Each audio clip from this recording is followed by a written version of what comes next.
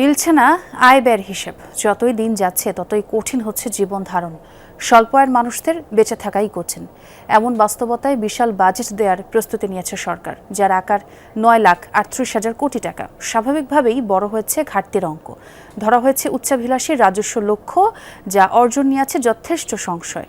বিশ্লেষকরা বলছেন নিম্নবিত্তকে স্বস্তি দেয়াই হবে বাজেটের মূল চ্যালেঞ্জ। রিমন রহমানের রিপোর্ট। Indulgence redefined. শরীরে বাসা বেঁধেছে জটিল রোগ, নষ্ট হয়েছে কর্মক্ষমতা, স্বামী থেকেও যেন নেই, ছোট্ট সন্তান ধরেছে সংসারের হাল। ব্যয় বাড়লেও সীমিত হয়েছে আয়ের সুযোগ, জন্ম থেকে বস্তিতে বসবাস। কিন্তু এমন দুর্দশা আর দেখেনি এই নারী। জানালেন বাজেটে কি গরিবদের ভাগ্য বদলাবে? গরিবকে সাহায্য করুক, আর যদি গরিবরে যদি সে সাহায্য করে, যদি দিতে পারে, সে নিজের হাত দিয়ে দেউ। যারা আছে তারা পায়, আর যারা নাই সর্বহারা তারা কিছুই পায় না। আমার মতন অনেক মানুষ আছে এখানে গরিব, যা করার মতন না। মূল্যস্ফীতির পারদ এখন ঊর্ধ্বমুখী, অর্থাৎ পণ্য এবং সেবার প্রকৃত দামের চেয়ে 9% বেশি ব্যয় করছে মানুষ। ব্যয়ের চাপে পড়েছে দেশের 4 থেকে 5 কোটি মানুষ। পভার্টির কারণটা কি? মূল কারণ হচ্ছে আমাদের কোভিড সময় থেকেই অর্থনীতি একটা সংকটকাল অতিক্রম করছে। দারিদ্র্য বিমোচন এটা রাতারাতি বিষয় নেই, এটা দুটো কাজ এখানে করণীয়। অর্থনীতির বিকাশটা করা যাবে কিনা সেখানে আপনার একটু উদ্ভাবনী চিন্তা প্রয়োজন, নতুন প্রবৃদ্ধির চালক দরকার। ইচ্ছার কোনো কমতি নেই, তবে অর্থের সীমাবদ্ধতা এক কঠিন বাস্তবতা। এজন্য স্বাদ আছে, সাধ্য নেই অবস্থা। তারপরও বিশাল বাজেটের পথে নতুন সরকার।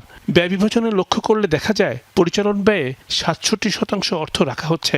এছাড়া এডিপি, ঋণ ও অগ্রিম এবং খাদ্য হিসাবে যাবে অর্থ। বাজেট যত বড় করার চিন্তা হচ্ছে, ততই বড় হচ্ছে ঘাটতির অঙ্ক। সবকিছু ঠিক থাকলে প্রস্তাবিত বাজেটে ঘাটতি প্রস্তাব করা হতে পারে 2,43,000 কোটি টাকা। যে অর্থটা ব্যয় করা হচ্ছে, এটা কি সত্যিকার অর্থে আমরা আমাদের বর্তমান পরিস্থিতিতে এই ধরনের ব্যয় করার ক্ষেত্রে এটা কি অতি প্রয়োজনীয় কি না? কারণ যেখানটায় আমাদের রাজস্ব আদায়, তো রাতারাতি তো আর রাজস্ব বাড়বে না। ধরা হচ্ছে বড় রাজস্ব আয়ের লক্ষ্য। বাজেট বাস্তবায়নে অর্থের সংস্থানের সবচেয়ে বেশি নির্ভরতা এনবিআরের উপর, তারপর অভ্যন্তরীণ ঋণ, বৈদেশিক ঋণ ও অন্যান্য উৎস। অভ্যন্তরীণ আয়ের ক্ষেত্রে আমদানি রপ্তানি শুল্ক, মূল্য সংযোজন কর বা ভ্যাট ও আয়কর এবং ভ্রমণ করে থাকছে নির্ভরতা। বাজেটে ব্যাংক খাত থেকে ধরা হচ্ছে বড় ঋণ লক্ষ্য, যার আকার দাঁড়াতে পারে 1,20,000 কোটি টাকা। বাংলাদেশের কর জিডিপি হার দক্ষিণ এশিয়ায় সর্বনিম্ন নয়, এটা সারা পৃথিবীতে তলানির দিকে। তার মানে হচ্ছে যে এটার থেকে বেরিয়ে আসতে হবে। অর্থনীতিতে গতি সঞ্চার করা, অর্থাৎ অর্থনৈতিক কর্মকাণ্ড বাড়ানো, অর্থাৎ বিনিয়োগ বাড়ানো, উৎপাদন বাড়ানো এবং কর্মসংস্থান তৈরি করা। দরিদ্র মানুষদের সুরক্ষা সহায়তা কর্মসূচি বড় হচ্ছে, তবে দরকার সঠিক নীতি গ্রহণ। নানা সংকটের কারণে দীর্ঘ সময় ধরে দেশের মানুষের আয় তেমন বৃদ্ধি পায়নি। পক্ষান্তরে বেড়েছে মূল্যস্ফীতি। সরকারের তরফ থেকে বারবার বলা হচ্ছে আগামী বাজেট হবে অন্তর্ভুক্তিমূলক এবং সাধারণ মানুষের জন্য। প্রত্যাশা, দেশে স্বস্তি ফিরুক, ভালো থাকুক সব মানুষ।